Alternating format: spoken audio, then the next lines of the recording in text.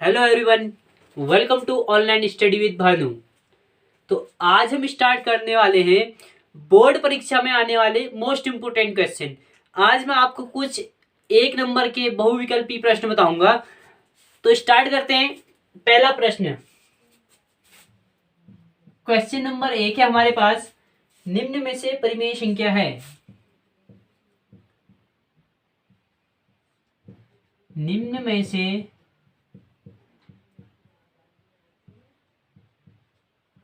परिमेय संख्या है। आपके पास ऑप्शन दिए हैं। ऑप्शन नंबर 1 है √3, ऑप्शन नंबर 2 है √4, ऑप्शन नंबर 3 है पाई, ऑप्शन नंबर 4 है 2 + √5। हमें यहाँ पे 4 ऑप्शन दिए हैं। अब 4 ऑप्शन में से हमारा कौन सा ऑप्शन सही होगा? ठीक है, तो इजी क्वेश्चन है एंड बोर्ड परीक्षा में पूछा गया क्वेश्चन है। 2019 में हमसे पूछा गया है। तो इस क्वेश्चन का आंसर हमें देना है। तो देखो, सबसे पहले हम स्टार्ट करते हैं इससे कि √3। अब √3 की बात करूं मैं, जब अगर 2 के स्क्वायर की बात करूं तो 2 का स्क्वायर होता है मेरा 4 और 3 का स्क्वायर होता है मेरा 9। तो ये किसका स्क्वायर नहीं बन रहा है? तो ये किसी का स्क्वायर नहीं बन रहा है, अतः ये परिमेय संख्या नहीं है, नंबर 1। एंड नंबर 3 की बात करूं तो पाई। ठीक है, तो पाई भी यहां पे परिमेय संख्या नहीं है। एंड 2 + √5 की बात करूं, अगर मैं 2 की बात करूं और प्लस √5, अगर √5 की बात करूं तो 2 का स्क्वायर 4, 3 का स्क्वायर 9। तो यहां पे भी 5 नहीं आ रहा है मेरा। और √5 की बात करूं तो अपरिमेय है। तो रूट इस प्लस इसके साथ 2 जुड़ा हुआ है, तो यह भी अपरिमेय है। अब बात कर रहा हूं √4 की। अगर √4 की बात करूं, अगर इसको सॉल्व करूं तो 2 आता है। ठीक है, अगर √4 वर्गमूल 4 की बात करूं तो 2 का वर्ग 4 होता है, तो वर्गमूल 4 होता है 2 का। तो ये 2 एक परिमेय संख्या है। कैसे? अगर मैं बात करूं 22/11 की, 11 दूनी 22, 2 आ रहा है। अगर मैं बात करूं 8/4 की, तो 4 दूनी 8, 2 आ रहा है। ठीक है, तो पहला क्वेश्चन का जो ऑप्शन है, ऑप्शन नंबर बी, इसका राइट आंसर है। ठीक है, परिमेय संख्या है। बात करूं अगर परिमेय संख्या की, तो परिमेय संख्या किसे कहते हैं? वे संख्याएं जिसे हम P/Q के रूप में दिखा सकते हैं, जिसे हम P/Q के रूप में व्यक्त कर सकते हैं, उन्हें परिमेय संख्याएं कहते हैं, जहां पे Q बराबर नहीं है 0 के। ठीक है, तो ये था हमारा पहला क्वेश्चन। एंड इसके बाद देखेंगे हम इसका दूसरा क्वेश्चन।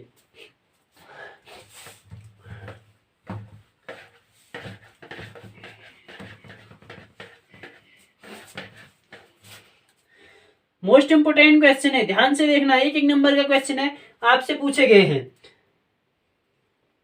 ठीक है, निम्नलिखित में से परिमेय संख्या, सेम क्वेश्चन है। ठीक है, यहाँ पे भी आपको परिमेय संख्या छांटनी है। दूसरा क्वेश्चन है और ये 2018 में पूछा गया है। ठीक है, √2, ऑप्शन नंबर 1, ऑप्शन नंबर 2 पाई, ऑप्शन नंबर 3 0.375, ऑप्शन नंबर 3 0.375 और ऑप्शन नंबर 4 है 5 - √3। ठीक है, ऑप्शन नंबर है 5 - √3। तो सेम क्वेश्चन है कि निम्नलिखित में से परिमेय संख्या छांटनी है। अगर मैं √2 की बात करूं तो √2 नहीं है। ठीक है, अगर 2 की स्क्वायर की बात करूं 4। ठीक है, 2 से स्क्वायर स्टार्ट होते, 2 से हमारे स्क्वायर स्टार्ट होते, 2 का स्क्वायर 4।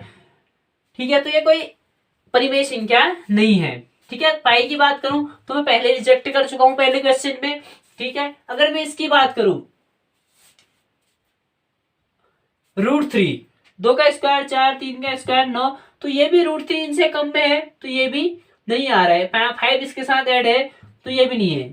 ठीक है, अब बात करूं मैं ऑप्शन नंबर, मेरे पास एक बचा, एक ही ऑप्शन बचा, तो यही होगा आंसर। ठीक है, एंड तब भी दशमलव के पीछे सिंपली ऐसे अंकों 3, 7, 5, मतलब ये भाग दे के आ रहा है और दशमलव का 3, 7, 5 ये परिमेय संख्या है। ठीक है, ये परिमेय संख्या है। हम किसी भी चीज को भाग दे रहे, ठीक है, कोई चीज भाग दे रहे, हो सकता है कि ऐसे भाग दे कि 0.375 आ जाए, तो वो क्या है, एक परिमेय संख्या है। ठीक है, तो ये था हमारा दूसरा क्वेश्चन है। बात करूं तो इसके ईयर की, तो 2018 में ये पूछा गया है। मोस्ट इंपोर्टेंट क्वेश्चन है 1 नंबर में। ठीक है, तो आप चलेंगे हम नेक्स्ट क्वेश्चन की ओर।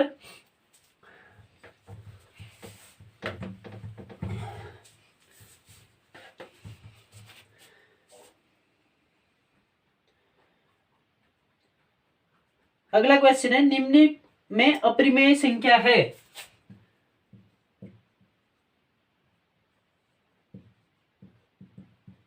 निम्न में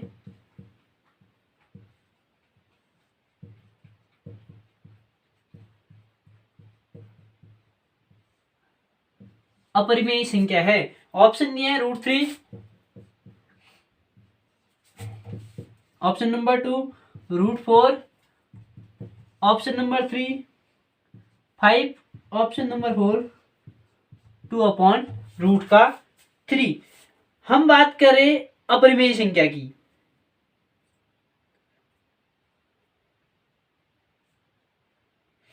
ठीक है, हम बात करें अपरिमेय संख्या की। अब देखो अपरिमेय संख्या क्या होगी, जो संख्या परिमेय नहीं होगी वो यहाँ पे अपरिमेय होगी। सिंपल मेथड है इसको छाटने का। अगर मैं इसके 2020 में पूछा गया है, ठीक है, 2020 में पूछा गया क्वेश्चन है। अगर मैं बात करूं इसको सॉल्व करने की, सॉल्व करने का अपने अपने मेथड है, मैं आपको इजी मेथड बताता हूं। इसमें से परिमेय छांट लो, अपरिमेय जो छूटेगा वो अपरिमेय होगी। ठीक है, सिंपल मेथड। ठीक है, तो √4, 2 का स्क्वायर 4, तो किसी के रूट में आ रहा है, 2 के रूट में आ रहा है, तो ये क्या है, परिमेय संख्या है, नंबर 1। अब नंबर 2 मल्टीपल चॉइस क्वेश्चन, बहुविकल्पीय प्रश्न है, सिर्फ छाटने वाला प्रश्न है, टिक्का मारना है। ठीक है, तो 5, अब मैं कह रहा हूं कि 5 परिमेय संख्या है। ठीक है, मैं कह रहा हूं कि 5 परिमेय संख्या है। कैसे,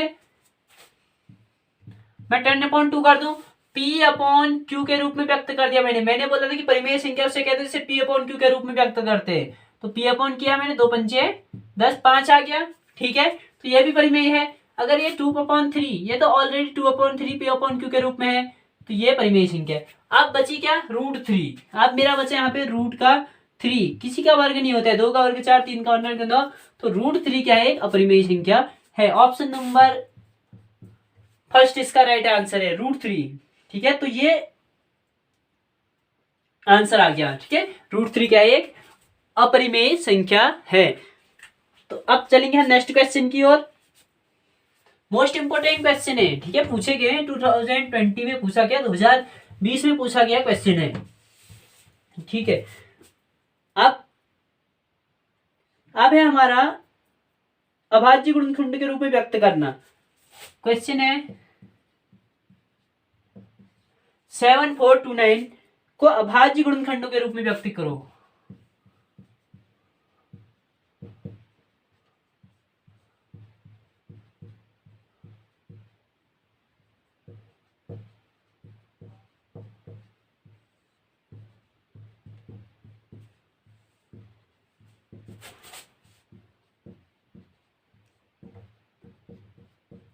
अभाज्य गुणनखंडों के रूप में व्यक्त करना है। ठीक, क्वेश्चन में दिया गया कि अभाज्य गुणनखंडों के रूप में व्यक्त करो, और पूछा गया है हमारा 2016 में,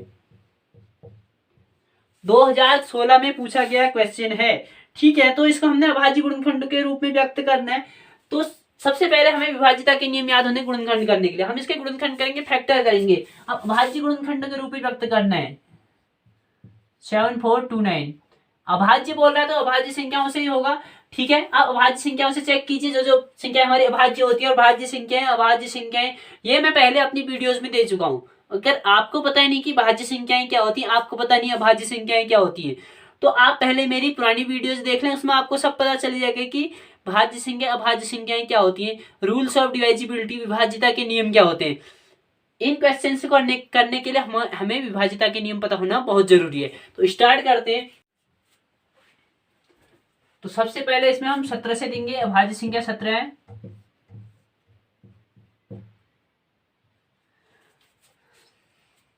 17 से 68, 6 बचा, 17 51, 11 बचा, 17 सत्ते 119। ठीक है, अब 70 से फिर चेक करो, नहीं जा रहा है। फिर करेंगे अगली भाज्य संख्या 17 के बाद क्या आती है 19। ठीक है, 70 के बाद जो भाज्य संख्या आती है अगली 19 आती है। ठीक है, तो 19 से करके देखते हैं। 19 दूनी 38, 19 30 57, बचा 5। अब इसके बाद अगली भाज्य संख्या आती है 23 का, 23 में 23 कम 23, तो इसके अभाज्य गुणनखंड हो गए हमारे